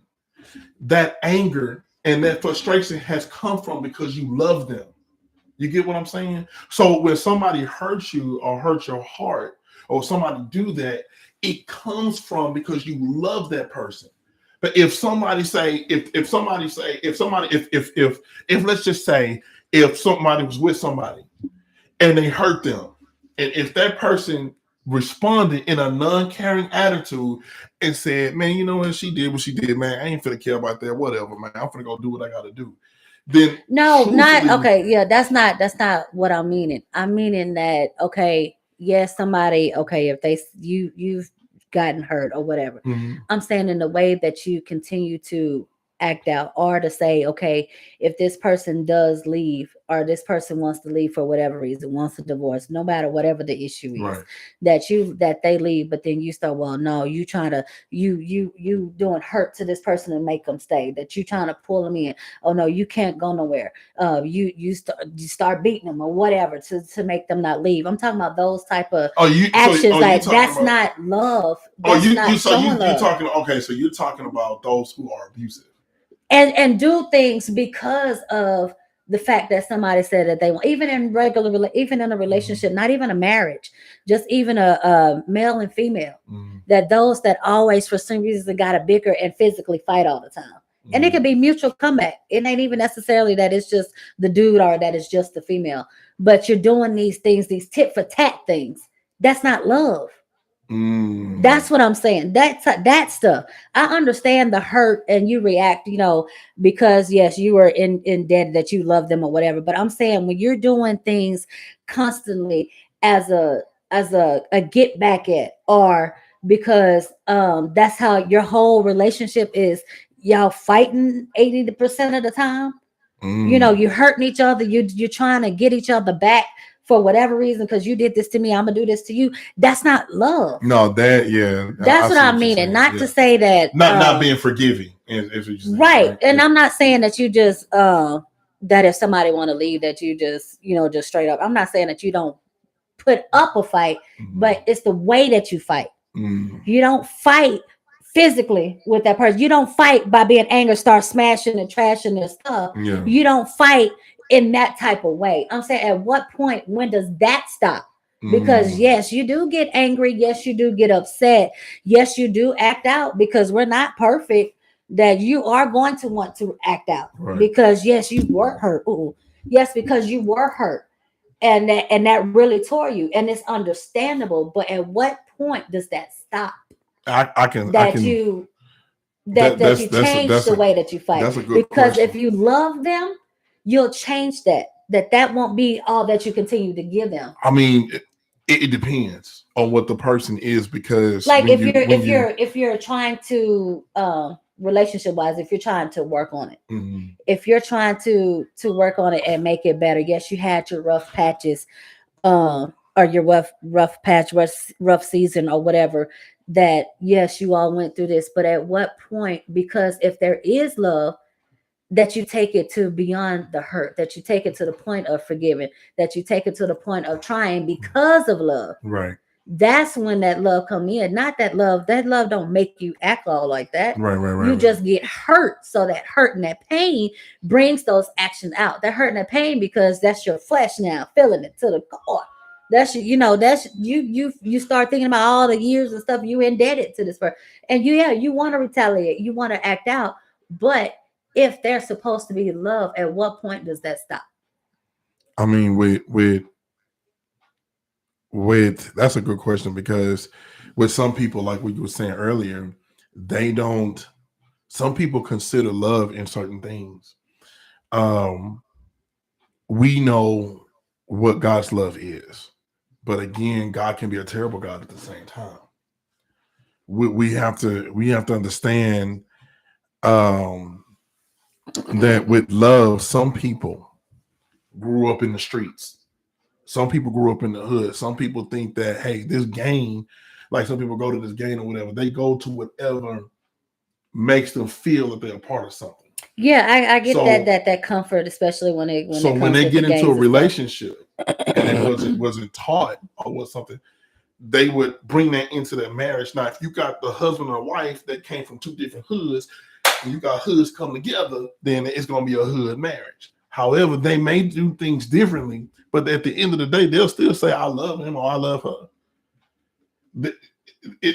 And sometimes that'll be confused up. That ain't love. What is that? But to them, it is. And what it is that when we look at the word love, it's not just an emotion. It's not just a feeling. It's not just something. Love is something of even though how we express, but then also it's of forgiveness and all that. So even if somebody did get into a fight, they come back and apologize to one another and say, hey man, I'm sorry or whatever. Then yeah, they still love each other, even in the midst of them fussing each other. Because at the same time, sometimes people fuss because they're trying to prove a point. Sometimes people fuss because it's what they grew up on. It's how they were raised. It's whatever something dealing with. Right. Well, so that's when it comes that love covers a multitude of faults. Right. That love eventually smooths all of that out. Right. Love And with those arguments and stuff, that comes with character. That's why when Jesus was talking and trying to talk to the Pharisees looked at people like, you got to be like me or you ain't nothing. But Jesus was trying to say, it doesn't matter who you are, how ghetto your relationship is or where it is, or if you live in a trap house or where it is, you can still come to me because love is love. So what we have to understand is, like, when people have a certain marriage, like I know a marriage right now, there's some of the things that they do I don't understand, but that's not for me to understand. It's the fact that she still loves him and he still loves her, but he got to get his characteristics right. So right. Your love characteristics, that to be able to, that's when it's love that you're allowing that love to take the time for that person to work, for that person to change, for that person to work on themselves, or for God to work on that person. That's where that love comes in, when you stick it out. But just because, okay, that person say that they want to chunk deuces or whatever, that's what I'm not to say, or to say when I say I'm not finna beg you to stay. Yeah, it'll be okay. You're gonna have that those moments that, okay, yeah, you're trying, but I'm not, but about to, basically one can't work on it if the other one's not. Right, exactly. So it's a two-way street. It's an effort on both parties. So my thing is that my question was originally why do people have to take it to that extreme? So are you meaning like take it to an extreme, like let's say like somebody say I want a divorce? Are you talking about those type of people that say I want a divorce, so we're gonna get a divorce? And why would somebody take it to extremes or hurt that person because they want a divorce? Like that? Even that, but as far as like you're okay, that you're starting to do, okay, this, even with the cheating, as what they were talking about earlier or whatever, okay, that gives you grounds to leave, period. Right. But if you don't want to leave, if that's your choice not to leave, and you stay there because you love them, yeah. So are you going to allow the love that you have of God and for that person to help that work out, or because you chose to stay just because you love them, but you're gonna start doing this to them, you're gonna start doing that, you're gonna start doing tick for tack, you're gonna start, oh well, let me see where you at, you're gonna start bringing stuff up, throwing stuff in their face. That's not love. That's all behind the hurt that you're acting that way. It's at what point do you start trying to work and Yeah, get better? okay. I do agree. That's not love. That's called revenge. Yeah, However, what that point do you is start called working to revenge, get better? It's but not they by are getting revenge because their love was hurt. So it all reverts back to love because their love, this person dipped out and cheated, and because that person dipped out and cheated, now they were hurt. Now it is up to them, like you said, you're right. It is up to them to forgive, but everybody forgives differently. Now it is wrong if they go up and be like, "Well, I'm gonna tick for tack," but they ticking for tacking because they chose to stay with this person, and now because of that love, they gotta still deal with their inner self because now their inner self is insecure and they're hurting, so they're not dealing with the inner self. So now they go into the other part saying, "Well, I'm gonna go do what I gotta do because you did what you did, so I'm gonna go do what I gotta do," and that's the childishness of it. That's the pettiness. Thank So, you. right. That's what I was saying. That's But the not childishness and the pettiness comes from the place of the hurt. the place of the hurt, which the place of the hurt comes from love. It stems from that. You got to look where the root is. If this, think about it, the hurt, the pettiness, and all that stuff would not have came if this person did not truly love that person. If he went out and cheated, let's say he went out and cheated and did what he did. He came back and told her, "Hey man, I'm going to cheat on you." "Oh, really? Oh, okay. Well, let me go ahead and get my money together and do this. Get a divorce right now. I don't care." She didn't really love him. But because this person really do. But how can it you can say still. that she really didn't love him if that was her choice not to stay if that person cheated? No, not to stay. Her action. If a man comes and tell a woman and say, "Hey man, you know what? We supposed to be talking about the streets. We can get in there." Golly. But no, and so if a man come, right, and he say, I'm sorry, I done took y'all to a whole other topic. Yeah, we're on a whole other topic, y'all. I'm so sorry. But we but it's really good though. So Oh, so since we talk since the streets be calling. No, I'm saying that to keep it with, so the streets be calling. So if the streets was calling and this person did whatever and it's something that tore up their marriage, whether it's cheating or whether it's drinking, whether it's drugs, whatever, whether it's something because they're not building and working on their marriage, they allowed this thing to consume that, so it tainted it. Yeah, so because they gave more time to that. It's two ways. It's two ways. Right. So that's that goes back to the two ways. So if to say that one person decides, well, I'm not going to work on it, they don't want to work on it, and they make it obviously clear. So if that person say, okay, bye, because they see that, what's wrong with that? I didn't say no wrong with it. I didn't say nothing wrong with that. I said the love. So if this person say, so you can love them still. You still have, that don't mean that the love that you have for them changed. That don't mean that right, because the trust and the love do change. But because as far as if you when you love somebody, you stick with them no matter what. But then when what happened? What am I missing? Give me a whole bunch of comments. But no, so when you have love here, right? So what happens is that if this person is not changing, then I have so many people. I had a friend. He has some issues. He has some mental issues. And I know most of y'all know him. I used to play Xbox with him. Not that one, the other one. He got some issues too. But he had some issues, and he had mental issues, and he used to see things. He stopped taking his medication. His wife reached out to my wife. She reached out to me. Can you talk to him? Can you do something? I said, man, I tried to talk to the brother. He spaced out. The boy thought he was, what you call that?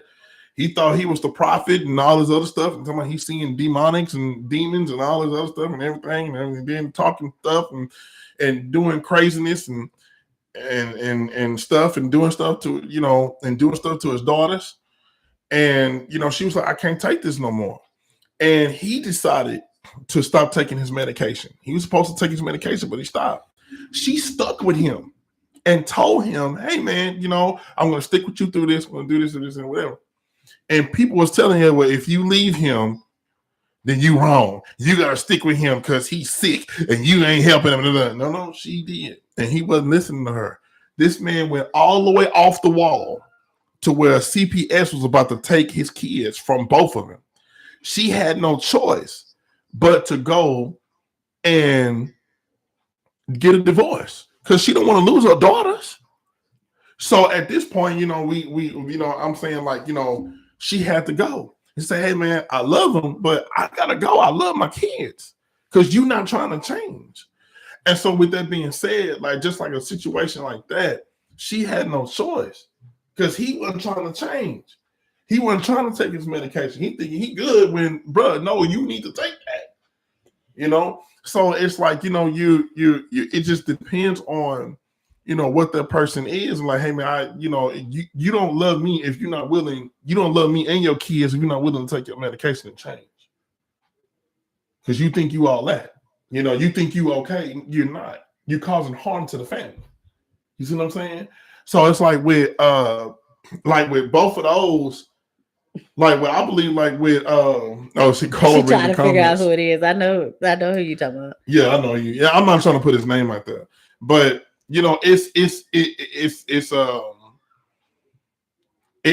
mainly like we have to make sure that we understand. Like with well, I understand what you're saying too, and I like some people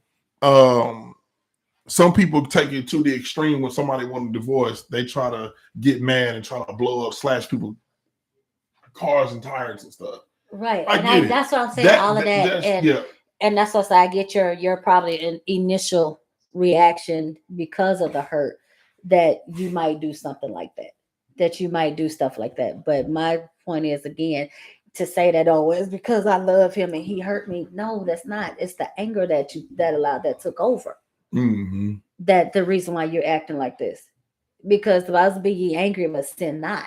Yeah. So for you to start doing all of these things, you can't say that that's love. Right. That's what I'm saying. You can't, because some people will use that as an excuse for doing the things. I would say I'm saying noted. I'm saying stem from. Noted, stem from. I'm not saying that when you go and knock somebody upside the head or whatever that's love. I'm saying stem from. Because some people are crazy. But some people are crazy. But some people will say, like I said, same thing with our Father who art in heaven. Same thing with God. He would rather, hey man, I'm not finna share my love, what I got for you, with nobody else. And so some people would call that man God. No, he not, because he understands that the devil trying to kill you, he trying to protect you, and you ain't listening. So I get that, but with crazy people, yes, and that's what my wife is saying, and I totally understand. I'm not trying. Y'all serious, because I know some of these cases out here in these courtrooms be out of line, especially with these rapists and these dudes out here talking about I raped her out of love. Nigga, no, you didn't. Get nasty. That was not love. That's nastiness. But I'm sorry. Go ahead. I just wanted to clarify that. That's what I'm saying. That's all I was basically is identify identify the love. See, Rachel said she'll still yield to the streets. He said she'll still slap a person. She'll still yield to the streets. I mean, I know you have your moment, as I said, but it's just it goes a lot deeper, and it'll be depending on the person and the situation and all that stuff. But that just my thing is, don't use that when people try to use love as their reason for them doing what they did. Yeah, to be vindictive, to be evil, to do this and that. That's not love. Yeah. I understand love hurts. No, you get hurt for loving someone.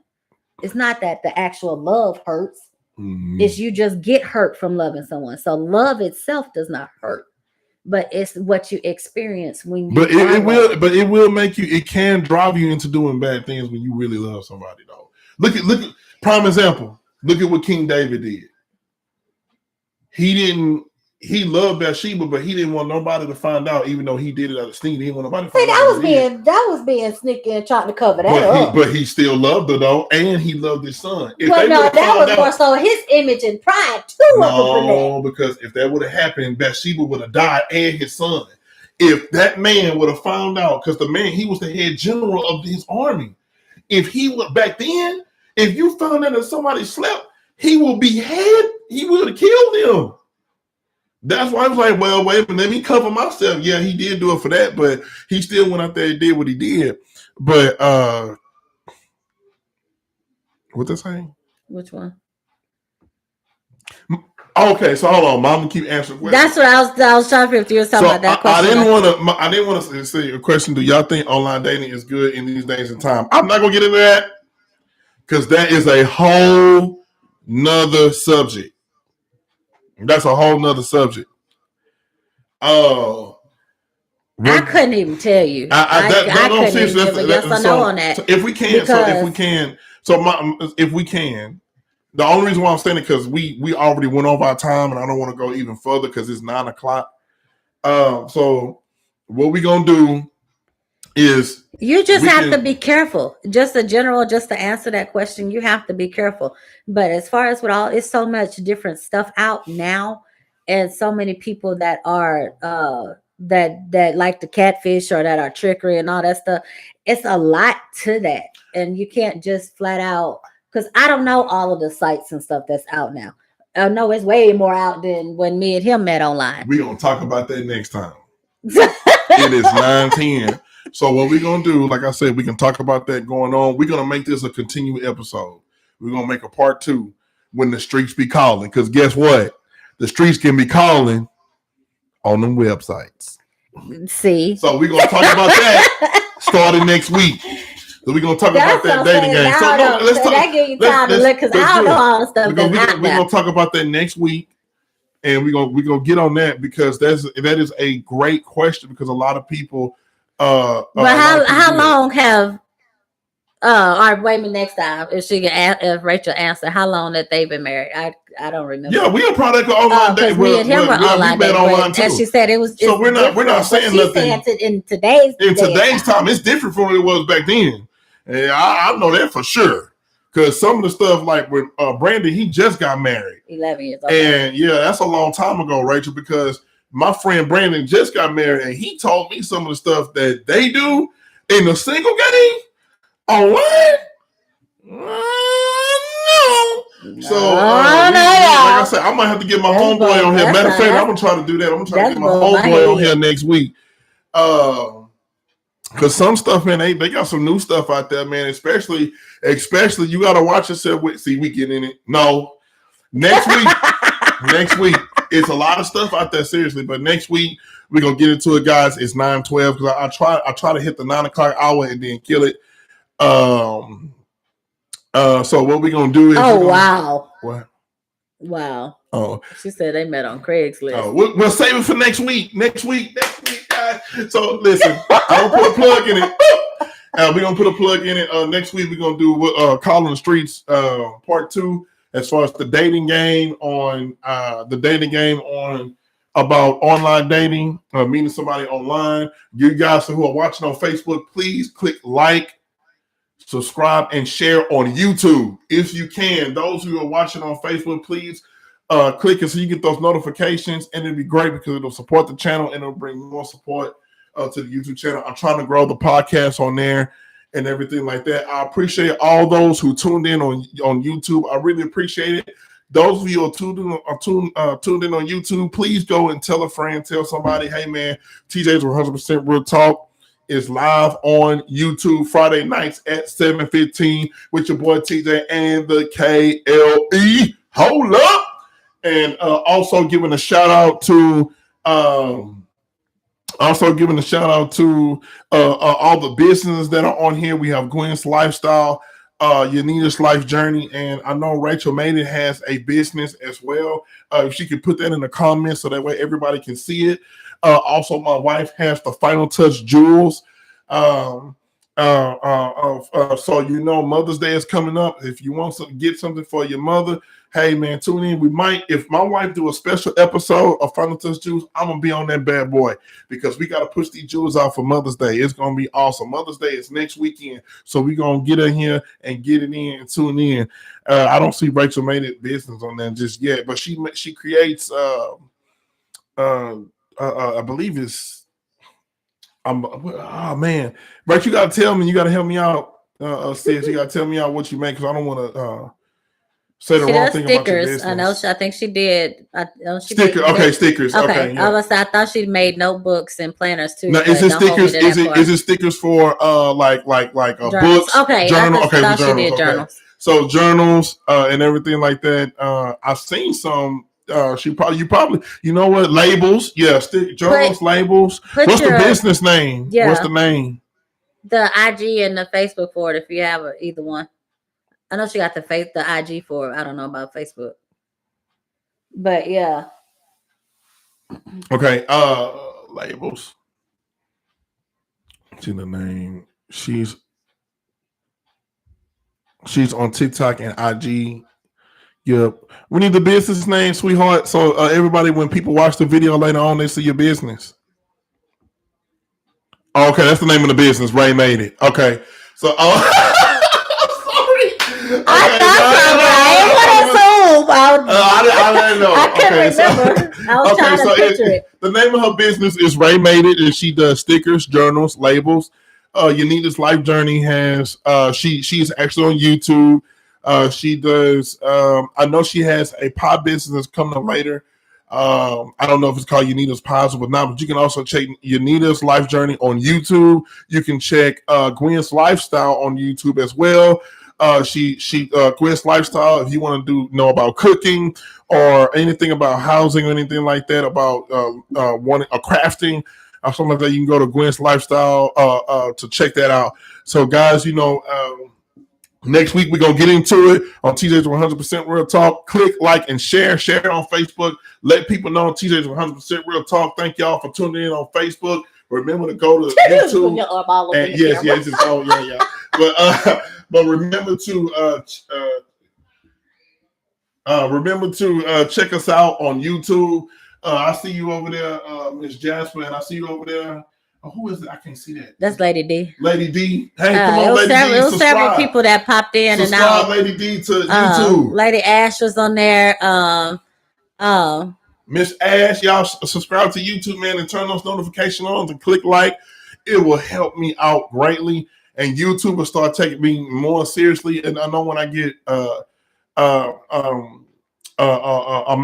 amount of subscribers that they're looking for. Now, YouTube is watching me right now because people are tuning in, so we can keep it going. And I'll make sure I do my end or whatever and do what I need to do. But this is great, and we're gonna get into it next Friday, 7:15.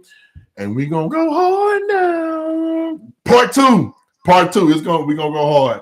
But if you have anything to add on, baby, before we get up out of here. No, y'all. As always, it's been real, and definitely always enjoy the dialogue and so you guys always keep those comments and stuff rolling whenever we are on here.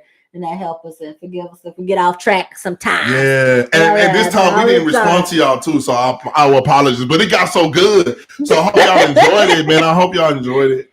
And, but I just wanted to, so we just wanted to make sure some clarity and stuff was out there. Because we try not to leave anything unhandled